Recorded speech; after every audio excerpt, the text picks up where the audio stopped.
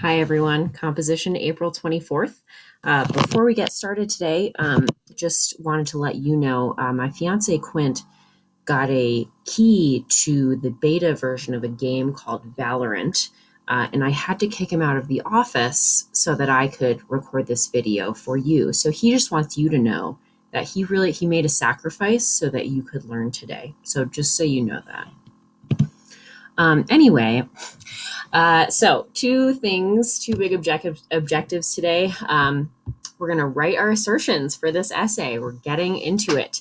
And we're also going to write a first assertion that acknowledges a specific counterclaim to our argument and says why that counterclaim is incorrect or weak.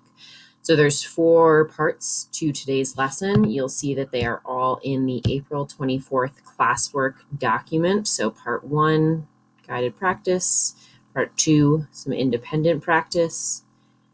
Part 3, more independent practice. And then part 4, your exit ticket, is to actually write the rest of your assertions. You're going to do that in the Unit 5 drafting document, which I have posted in the drafting document section of the classwork page in Google Classroom. So you should have both of those things open right now.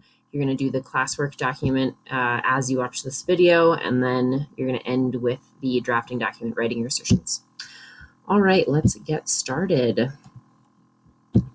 So first thing, identifying claims and counterclaims. One thing I've noticed is that in some of our answers, in some of our classwork, in some of the discussion posts, people are talking about sort of reasons to agree or disagree with Sherry Turkle that aren't really relevant to her argument.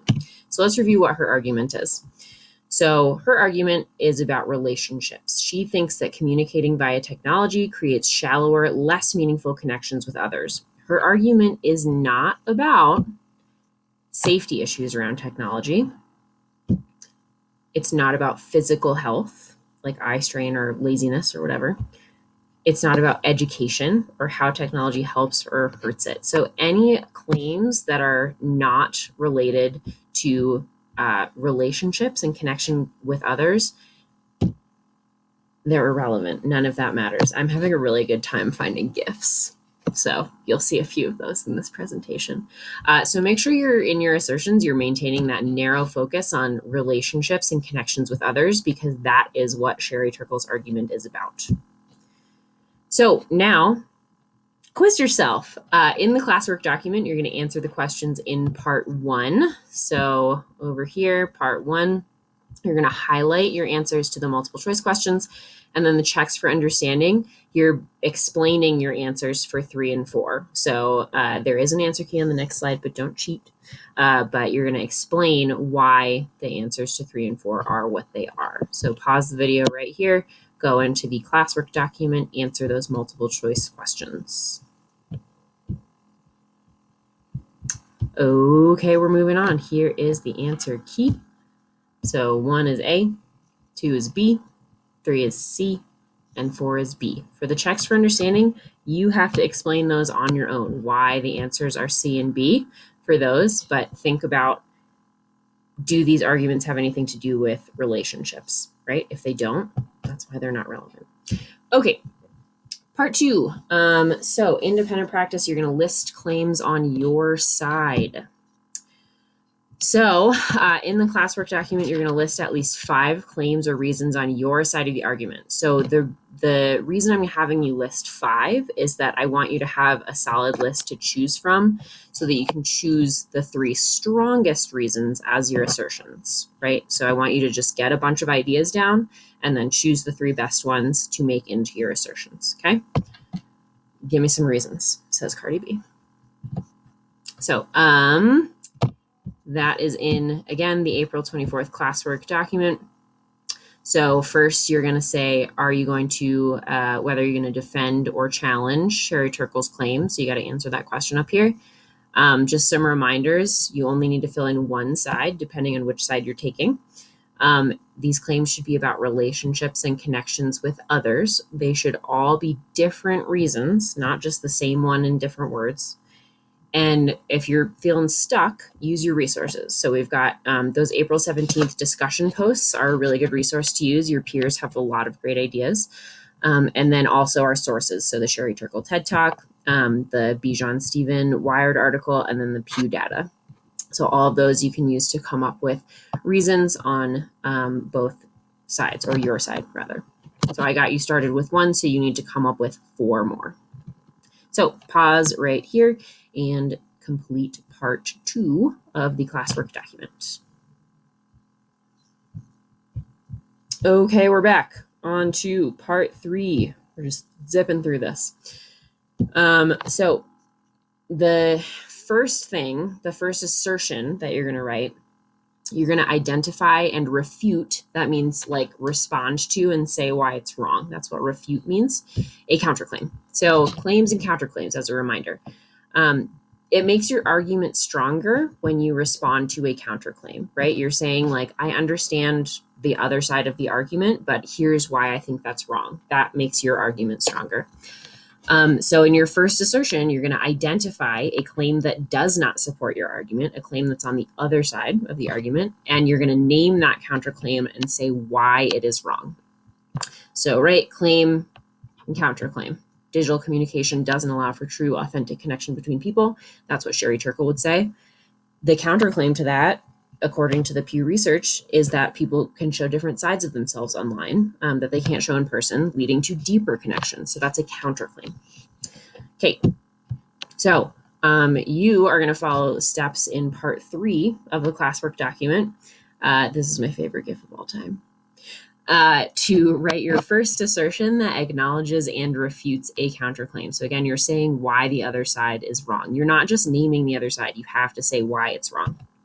So in part 3 of the classwork document, you're going to identify the counterclaim first. So if you're saying, I agree with Sherry Turkle, what is a reason that someone would give that they disagree with her? If you disagree with Sherry Turkle, if you're arguing against her, then what is the best reason she would give to support her own argument? So you're coming up with like a strong counterclaim on the other side, because then responding to that counterclaim makes your argument stronger. So then you're responding to it down here. So name the counterclaim, respond to it, say why you think it's incorrect or why you think your argument is stronger. And then you're going to put those two things together into one sentence. You can use one of these stems if you would like to. So although some argue that X, actually Y, right? You name your own claim. Okay, so you're going to do that part. And basically this is just your first assertion, right? You're writing your first assertion in that box right there. So go ahead and pause, complete part 3. Okay, we are back and moving on to part 4. Just appreciate this GIF one more time. Shed a tear. Okay. So exit ticket, you're going to write the rest of your assertions. You already wrote one just now in part 3. So you only have 2 more to write. That's only 3 sentences total for this classwork. You're welcome. Okay. So you're going to write the rest of your assertions. So writing your assertions, criteria for success. So you got to write them in the Unit 5 drafting document. Your first assertion, which you just wrote in part 3 of the classwork document, acknowledges and refutes, so responds to, says why it's wrong, refutes a counterclaim. All 3 assertions have to support your overall position. So even the one where you're talking about a counterclaim, you have to end the assertion by saying why that counterclaim is wrong, right? So you still have to support your own side of the argument. All 3 assertions are defensible, so they clearly state an opinion, not a fact that can be proven true or false, and they are all clarified in scope. So they are specific claims that answer a why, how, when, or so what. And if you need help with defensible or clarified in scope, I linked the April 22nd slides in here from Wednesday. So that has some notes on defensible and clarified in scope and what things are and what things are not. So you're going to write the rest of your assertions right here in the Unit 5 drafting document. Please come to office hours if you need help. I have had no one in my office hours for the last 2 weeks, and it's been making me really sad. So come to office hours if you need help, or you just want to say hi. That's fine too. And good luck with your assertions, and have a wonderful weekend.